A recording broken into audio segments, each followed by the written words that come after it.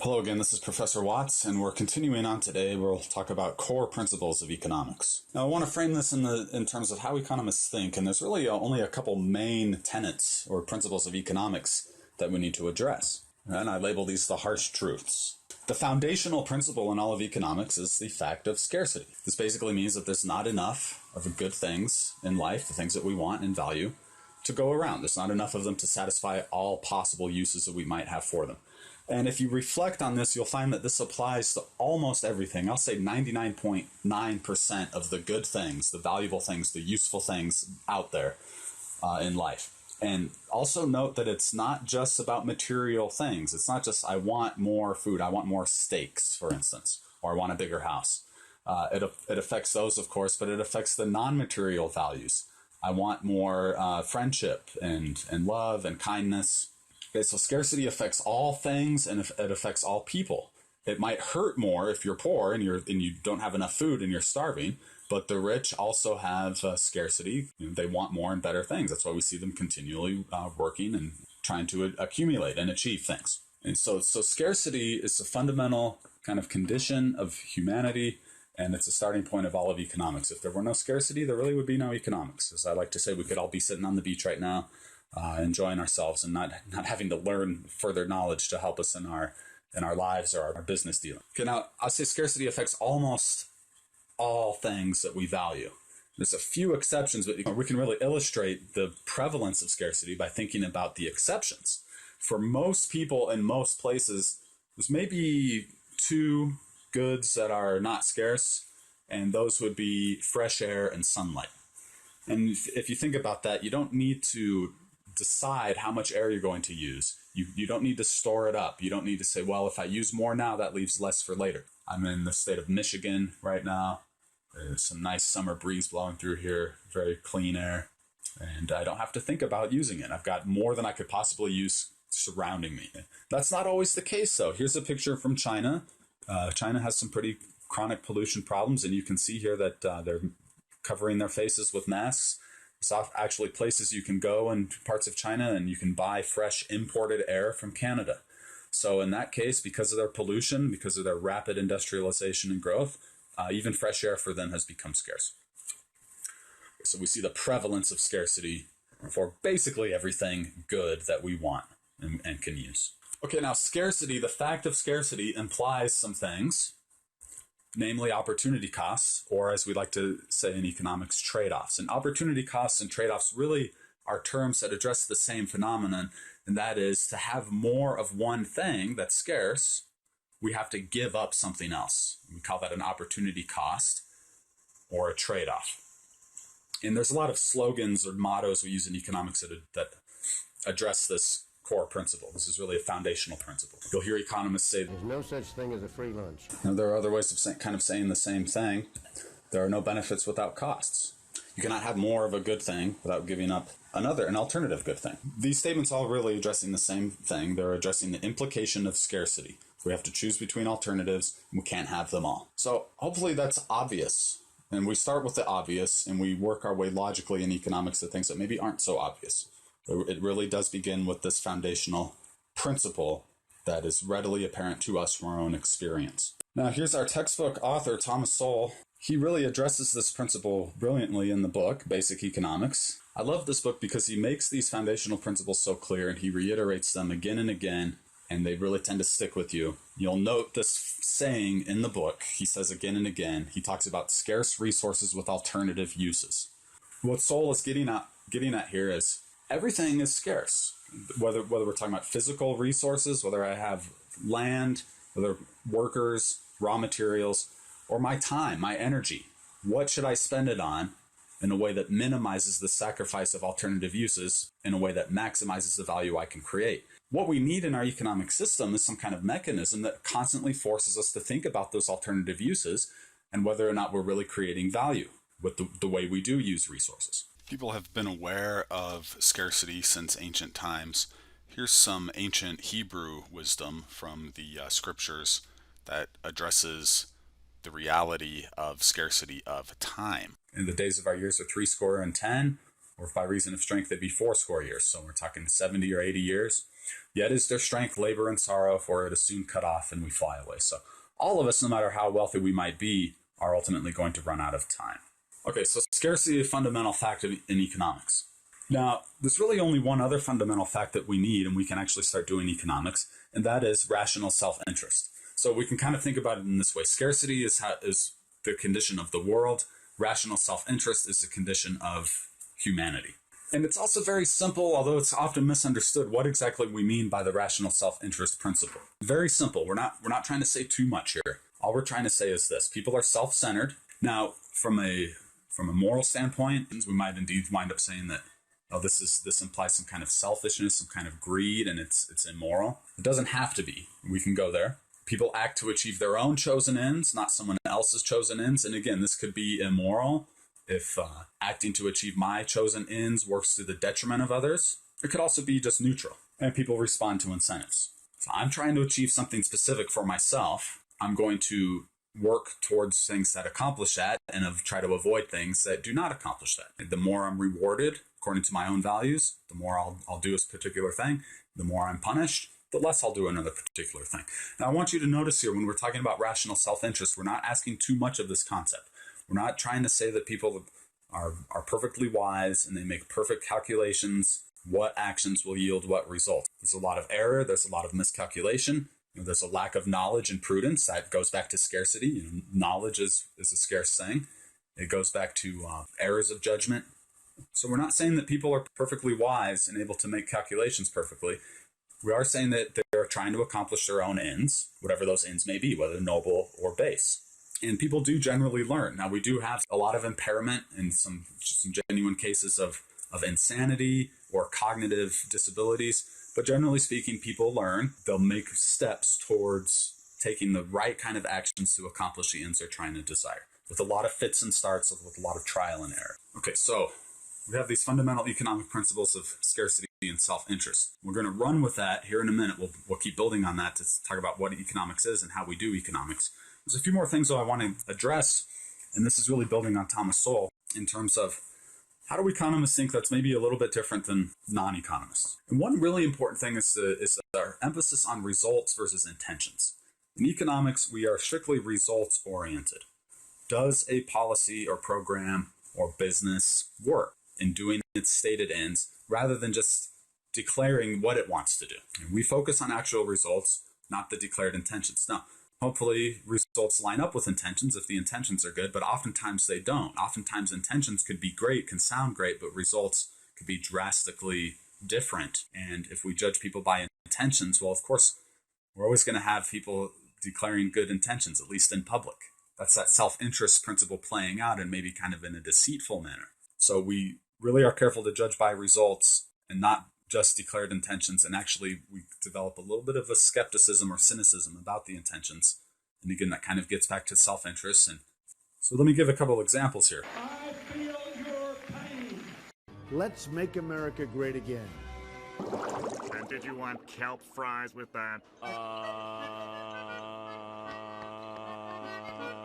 Which of those would I say the person is most sincere? I would actually say the third one, because there's a difference between just cheap talk in a political setting and the kind of promises and proposals that are made in a market-based setting.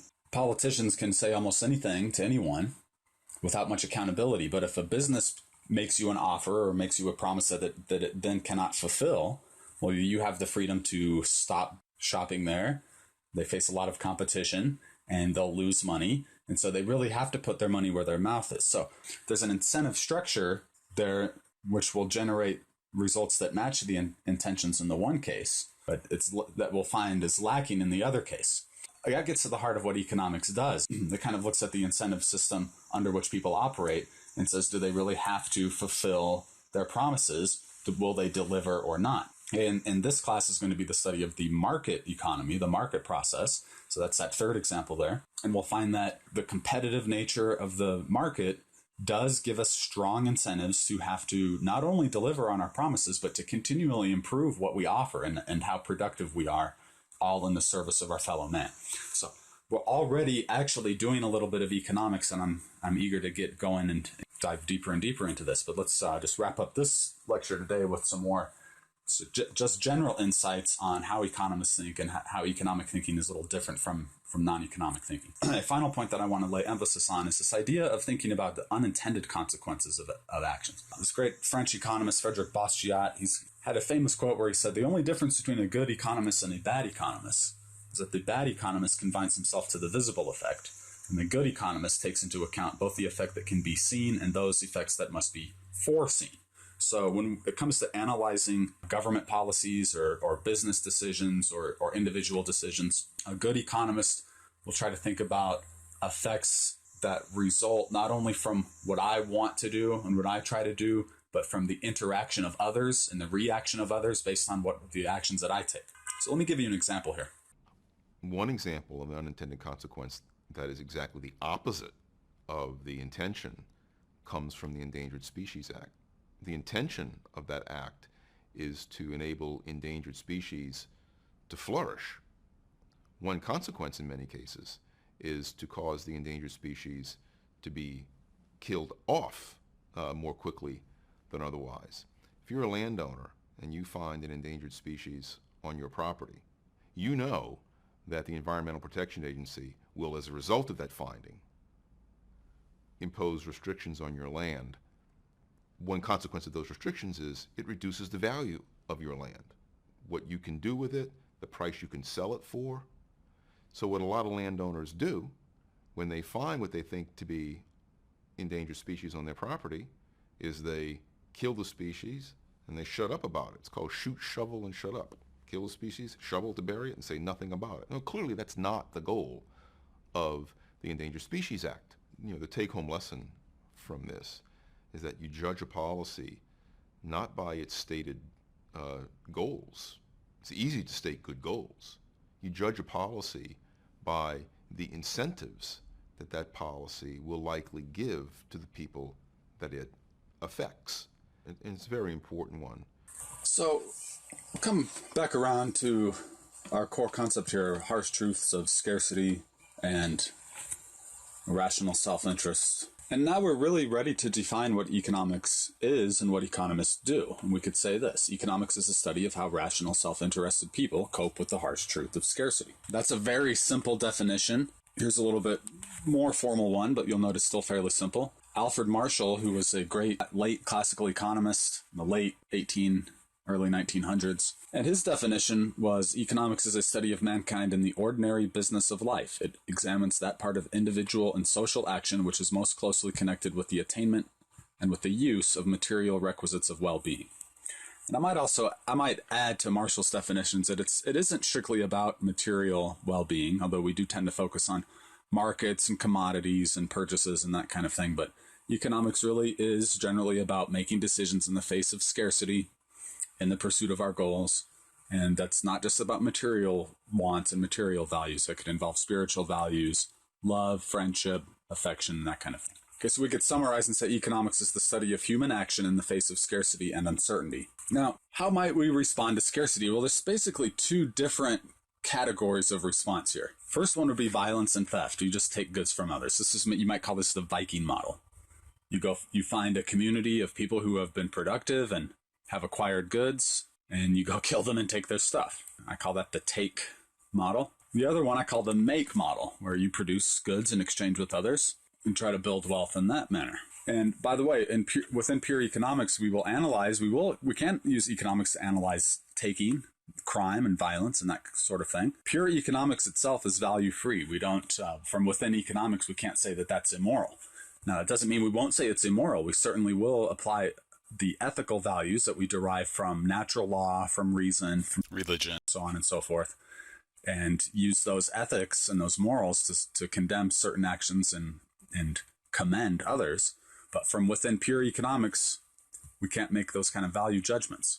But we do know from our ethical foundation elsewhere that it's better to have the make system as opposed to the take system, both because of morality and because, frankly, economics can demonstrate that the make system will be much more productive in the long run for many more people. So I want to ask this question: what's going to determine whether we have take or make as a dominant social paradigm? if we can achieve the make paradigm, production and exchange within the market economy, how do we maximize our productivity and minimize scarcity? Well, the answer to the first question is found in the law, or more broadly speaking, the institutional structure of the economy. Now, a religious person might look to something like the Ten Commandments as the source of moral law. Now, theologians usually divide this into two categories. There's some laws that deal with people's relationship to God, but then over here there are laws that deal with people's relationships with other people.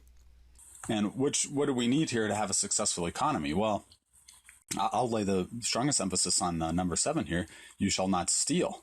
We're asking what determines whether we're going to have a make society, exchange, production, trade, or a take society. It's how well that society can articulate this law and enforce it, both through our conscience and through the police.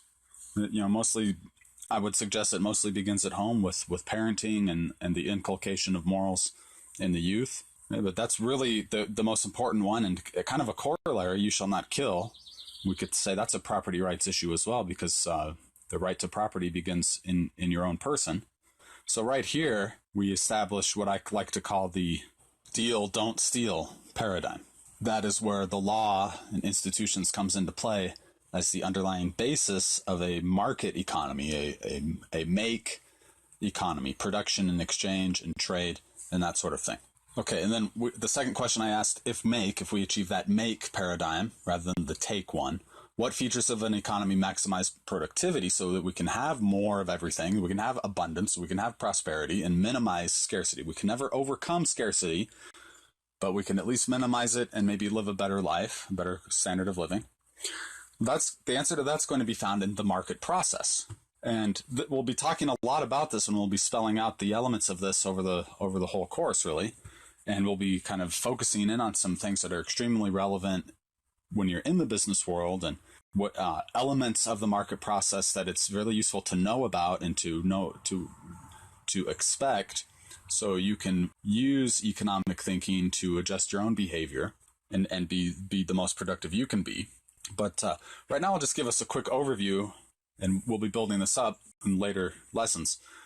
This is a kind of a schematic I've developed over the years of how the whole process functions. So you'll notice here I have property rights as the institutional foundation, okay, and that comes out of the 7th commandment and the 5th commandment, giving us the deal, don't steal paradigm.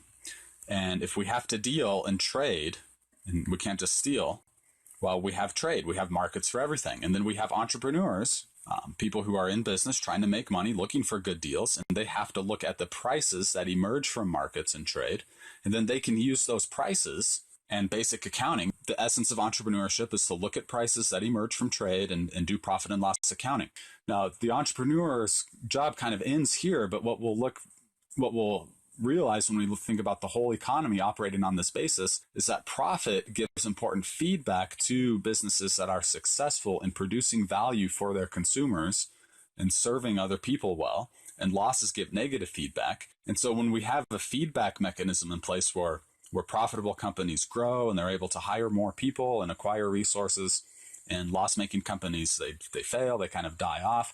What we get through this dual feedback loop of profit and loss is a process that will inevitably lead to growth, because we produce more value through profit-making companies than we lose through loss-making companies. And that's where prosperity comes from. It comes from having this entire process in place and functioning relatively well.